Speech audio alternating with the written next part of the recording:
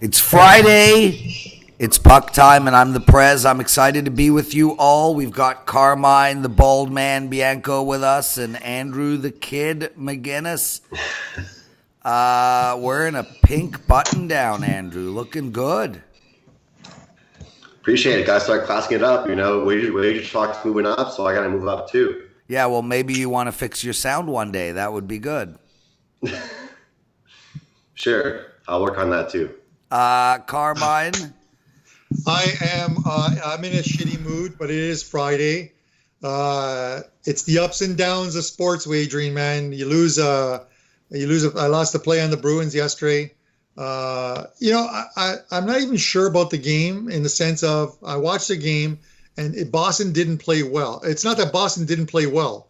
St. Louis just gave them no passing lanes. They just gave them nothing. St. Louis played quite possibly the best game they played in all the playoffs this season. Just happened to be against me and my Bruins. So, yeah. And it still ended up 1-1 going to overtime. So, well, not quite. Well, it should have. It could have. It should have. I'll tell you something. I mean, I think we literally saw the Stanley Cup be awarded based on bad refereeing. Like literally. It is. It's one of the biggest thing in all sports that, and this isn't just if you're betting on a team, if you're a fan of the team or a fan of the game, how officiating football this year. I see it in soccer all the time. Hockey, how missed calls absolutely influence not only a game, but a series and eventually a championship. It's absolutely ridiculous. I actually watched, just to make it quick, a video yesterday, I think it was on TSN, where they showed the top 10 umpiring in baseball miscues. It was unbelievable that they showed one where the guy swung and the umpire called it a ball. And then the first base guy goes, no, it's a ball. I don't think they caused a World Series championship. Last night's missed penalty literally ended up becoming a goal, and it was so deflating for Boston, and it was just a terrible missed call. I mean, obviously nothing's as blatantly bad as the New Orleans missed pass interference call, but I mean, that was right up there, and the refs were right there too. It wasn't like it was at the other side of the ice. Anyway, it is what it is. Boston still has a chance. They've won road games before, and they're going into St. Louis on Sunday night with a shot to bring it back home. St. Louis minus 125. The over and under is 5. Andrew, I go to you first, brother. Boston got a chance to turn this into a 7-gamer? Well, I find it interesting you guys bring up the penalty just simply based off the fact that we see it in so many other sports each year, but I've never seen a non-call impact game this much in hockey. And you look at this series here, you guys know I've been on the Bruins since the start, since the beginning of the playoffs. I like them to keep going and to bounce back here. But look at third period over and full game over. You got to expect some goals in an elimination type game. That's where I'm going back to. Thanks.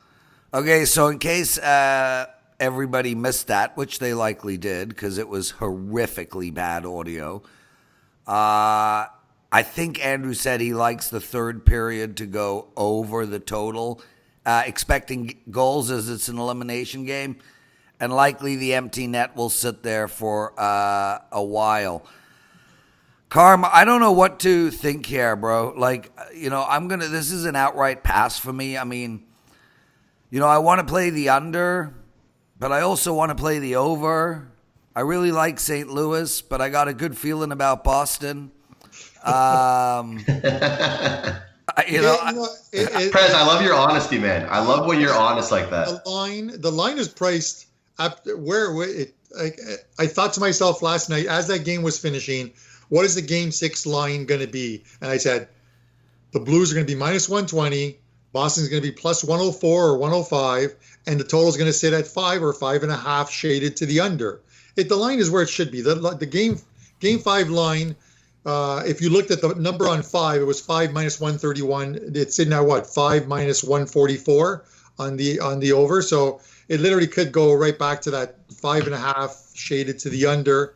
But this is a series where a team who gets ahead just wins. So is it out of the realm for Boston to win? No, it literally is a flip. Boston scores first in Game 6. They're going to win that series. They're going to win the game, and it's going to come back to Boston for Game 7. That's how I feel. As far as the total, I actually think that this is one that could go over. Unlike yesterday, where I was looking at the under, I just didn't like the amount of juice on that. I think this goes over the. I think it does go over the total. Boston, they got a ton of shots on net, but you're watching the game. I don't actually think they were quality shots. Like, they made Binnington, and I love Binnington. They made him seem like he was on his game and on, just focused in. They did not get enough quality shots, but that's because St. Louis did a good job of boxing out in front of that net. So the Bruins didn't get that tap across the goal crease and wraparounds and what have you. So just keep getting shots on net. This is the first game where there was such a discrepancy in shots on goal that the team that had the more shots on goal did not win the game. They've always been in that 37 to 23, 38 to 20 mark. Other than one game where it was like 24, 23 shots on net. The team that's had a decided advantage in shots on goal has won the game. It didn't happen last night, but I still don't think there were good quality shots. And the officiating sucked. Yeah. So, Andrew, Carm and I have many different places to bet. One of them's Bet365. And I'm making a $1.5 million bet today. Let's hear it. No, I actually am, Carm. All right. Yeah. So, will there be a shootout? No, minus 1,500. Prez, whatever you're worth, put that on no. Whatever you're worth, right. Put it on no. I mean, listeners, if you literally want a guaranteed payout, 100% chance of winning, sign up at Bet365 and bet that there will not be a shootout at minus 1,500. Now, I know it's a lot of juice, Carm. I feel like, yeah, okay, you're paying a lot of juice. But if it was, will there be a field goal scored in the hockey game at minus 30,000? Surely you would take that, right? Of course. Well, they're giving you that. There literally is no possible chance that one of the hockey players will score a goal wearing a tutu. There is no chance of a shootout. No, there isn't. So can you explain this line to me, please? Was it penalty shot, Prez? No, or it shootout? says, actually, will game go to a shootout?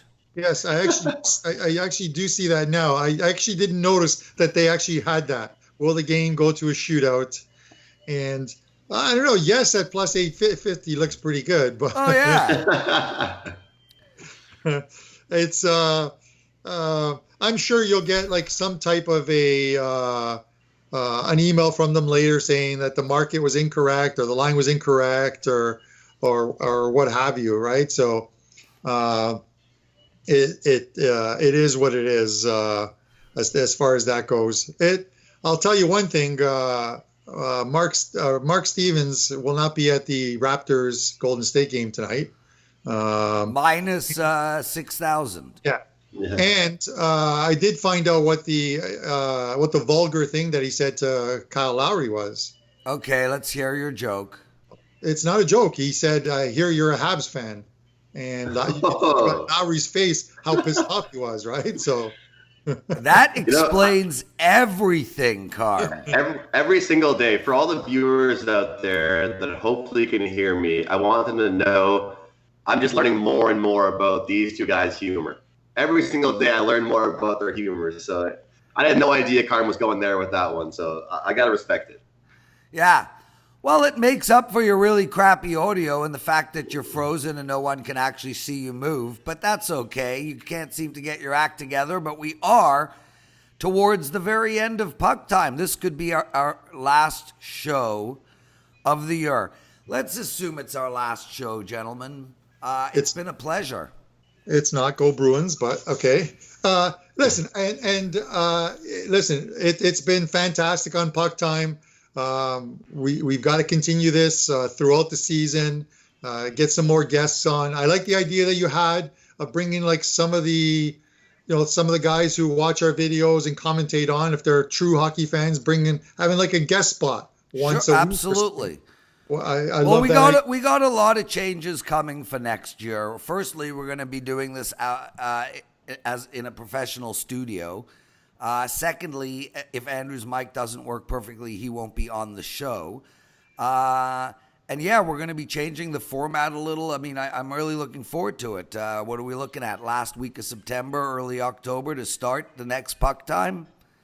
Yeah, we're we're really not that far away. It's amazing the fact that the NHL, I think it's the NHL playoffs have gone on for, is it 57 days or something like that? It's absurd. I'm sure. The NBA playoffs, the exact same thing. It's like 2 months of it. As much as you like it, it's TV money. It's spacing things out. It's just the way it is. But before we know it, we're gonna roll into free agency, the draft, and then preseason. So it's not that far away. There's always something to talk about. The days of a season ending, and then you got like 4 months, 5 months to wait are long gone. So. What do you mean? Both the two of you had that already. You being a Buffalo fan and this guy being a Habs fan? I don't mind. I'm a hockey fan. So yes. How long was your first round, Prez? That's 2 weeks. all you're going to get. At the end of the day, and for anyone who's watching, our true hockey fans, at the end of the day, you can watch a game if your team is out. And my team has been out long since. We were probably out in early February. Since 1950.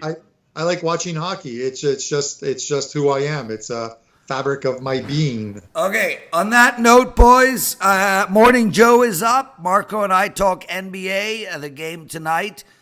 Puck Time is done. First pitch up at our YouTube channel, WagerTalk TV. Myself, Brian Leonard, and Dave Koken, every baseball game. Listeners, if St. Louis wins on Monday, thank you all for a wonderful first year of Puck Time. Make sure to check us back next season as the Leafs start their quest for a Stanley Cup. It's been really, really fun. Expect a lot of changes for next year's show, all of them positive. Carmen, Andrew, you guys both rock. Thanks for joining us, and we'll either see you on Monday or we'll see you in October. All right, guys. Good luck. Thank you, guys.